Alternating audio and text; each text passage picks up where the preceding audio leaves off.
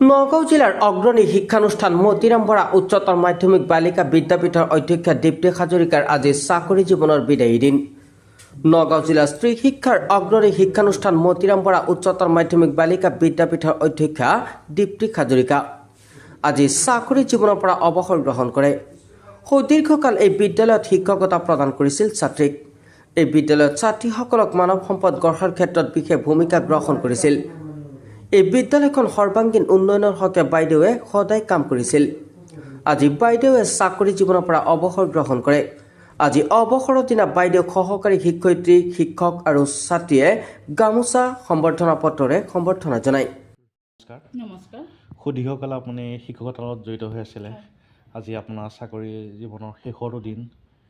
এটা তিতা মিঠা বহুতোখিনি অভিজ্ঞতা। মতিৰাম বৰা গাৰ্লছ হাই ছেকেণ্ডেৰী আপুনি সুদীৰ্ঘকাল আপুনি শিক্ষকতা কৰিছিলে। আজি আপুনি এই বিদ্যালয়ৰ পৰা আপুনি অৱসৰ গ্ৰহণ কৰিছে, কি ক'ব এইটো? এইটো মই ক'বলৈ অন্য একো নাই, এইটো এটা নিয়মৰ কথা।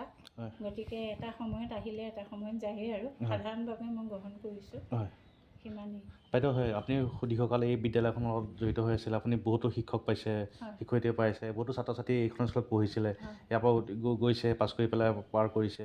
এটা বহুতখিনি অভিজ্ঞতা আপোনাৰ সুদীৰ্ঘকাল 93 চনৰ পৰা আপুনি সুদীৰ্ঘকাল আপুনি এই বিদ্যালয়ত, কি ক'ব এই ক্ষেত্ৰত? মোৰ অভিজ্ঞতা মই ভাল বুলিয়ে ক'ম, হয় কাৰণ কোনোবাখিনিত যদি অসুবিধা পাইছিলোঁ সেইখিনি আমি আকৌ সুবিধালৈ পৰিৱৰ্তন কৰি লৈছিলোঁ। হয় আৰু মই সহকৰ্মীসকলৰ পৰা সদায় সহযোগিতাই পাই আহিছোঁ। আৰু আমি আমাৰ ছাত্ৰীসকলৰ কাৰণে আমাৰ শিক্ষাগুৰুসকলে বহুত কষ্ট কৰে আৰু ফলাফলত আমাৰ ৰিজাল্টটো বহুত ভাল। সেইটো হয় বাইদেউ। এখন চৰকাৰী যেতিয়া মাধ্যমৰ শিক্ষানুষ্ঠান গঢ় দিয়াৰ ক্ষেত্ৰত যথেষ্ট প্ৰত্যাহ্বানৰ সন্মুখীন হ'ব লাগে। যিটো সময়ত নগাঁৱত বহুতো শিক্ষানুষ্ঠান প্ৰাইভেটত ছাত্ৰ ছাত্ৰী ভিৰ কৰি নামভৰ্তি কৰিব গ'ল, সেই সময়ত কিন্তু এটা তকতীয়াকৈ আপোনালোকৰ ছোৱালী এখন শিক্ষানুষ্ঠান তাকে সেইটোৱে আটাইতকৈ আমাৰ কাৰণে প্লাছ পইণ্ট, যে আমি কেতিয়াও ষ্টুডেণ্টৰ কাৰণে আমি চিন্তা কৰিব লগা নহয়। আমাৰ যথেষ্ট সংখ্যক ছাত্ৰী আমি পাওঁ। আমাৰ অলপ পৰিসৰটো কম কাৰণে আমি সকলো ছাত্ৰীক ল'বহে নোৱাৰোঁ। আমি কিছু সংখ্যক ছাত্ৰীক আমি উভতাই পঠাব লগা হয়। গতিকে আমি কেতিয়াও ছাত্ৰীৰ কাৰণে চিন্তা কৰিব লগা হয়। এইটো হয় বাইদেউ। আপুনি বহুতো আপোনাৰ মধুৰ অভিজ্ঞতা আছে। আপোনাৰ শিক্ষয়িত্ৰীৰ লগত একেলগে সময় অতিবাহিত কৰিছে, সেইখিনি আপোনাক আমনি কৰিব নেকি?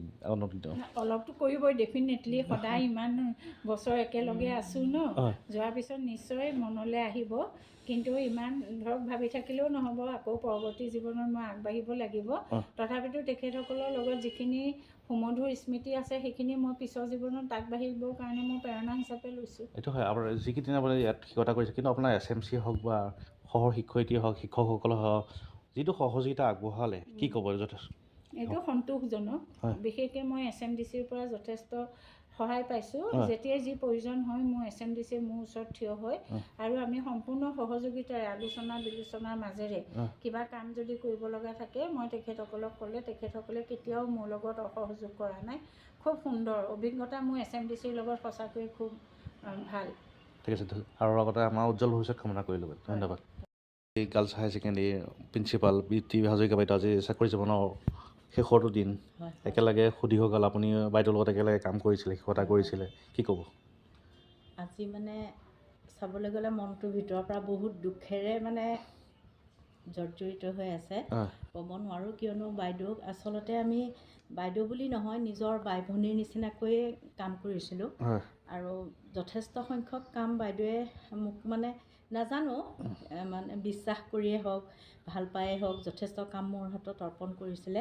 পৰীক্ষা চলোৱাৰ পৰা বা বিভিন্ন কামত বাইদেউক মই সহায় সহযোগিতা যেনেধৰণে বিচাৰিছিলে কিমান দিব পাৰিছোঁ মই নাজানো, কিন্তু মোৰ ফালৰ পৰা মই 100% দিবলৈ মই ট্ৰাই কৰিছিলোঁ।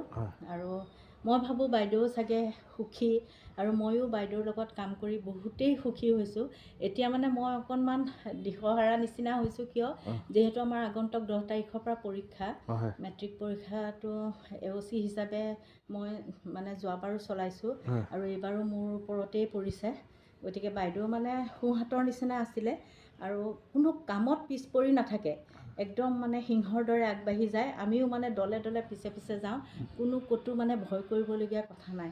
এতিয়াও কৈছোঁ যে যিহেতু তেখেতৰ 9 দিনহে আছে, গতিকে আমাক যথেষ্ট হেল্প কৰিব লাগিব। পৰীক্ষা নোযোৱালৈকে মই বাইদেউ ইয়াৰ পৰা গৈছে বুলি মই নাভাবোঁ। তাৰমানে যদিও মানে কৰ্মৰ তাৰিখটো নিৰ্ধাৰণ কৰি তেখেতক ৰিটায়াৰমেণ্ট দিয়া হৈছে, মই মোৰ মনৰ পৰা দিয়া নাই, কিয়নো পৰীক্ষাত তেখেত আমাৰ লগত জড়িত হ'ব পাৰিব বুলি ISRৰ পৰাও মানে তেখেতসকলে সুধি আহিছে।